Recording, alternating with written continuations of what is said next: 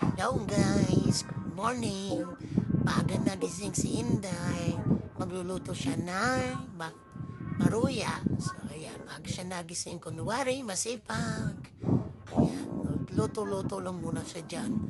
Then after that, lumabas siya ng pinggan. Imis-imis ng kaunti, kunwari.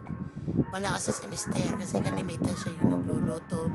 Pero dahil panggabi siya, tapos ako pang araw, ako mag-asikaso. So pag-uwi ko naman sa hapon, siya naman ang magluluto. Pagdating ko, luto na, ayan, magsasaing ako. Habang nagsasaing, luluto, maghuhugas ng pinggan. Ganyan ang diskarte ng mga nanay. Sabay-sabay. Walang sinasayang na oras para na matapos ang gawain. Bali, alas 4 nga pala ako nagising dyan. So, nakaligo ako, mga 6 na.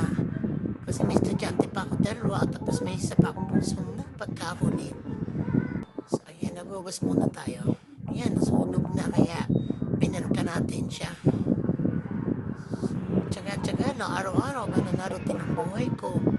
Pero may time naman na tinatamad ako magluto, tamang ano lang talaga. Kalimitan talaga sa binahag ko, tilata.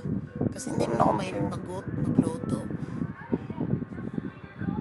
Hindi naman kasi ako makiulam. Okay lang sa akin. So, ayan. Pinablas ko na siyempre. Kunwari, masipag. Kasi may video.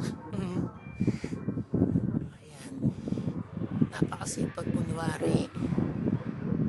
Mapagpanggap. Tama na yung pagpapanggap. Dalhin. So, ayan, pasensyahan nyo na yung bakang kasi hindi pa tapos yung bahay namin. Walang lababo. Wala pang anong pintura. Ayan, linis-linis muna. Tambo-tambo. Kunwari. Yung mga anak ko tulog na. Tulog pa pala sila. Ayan. Open niya na ang aming bahay.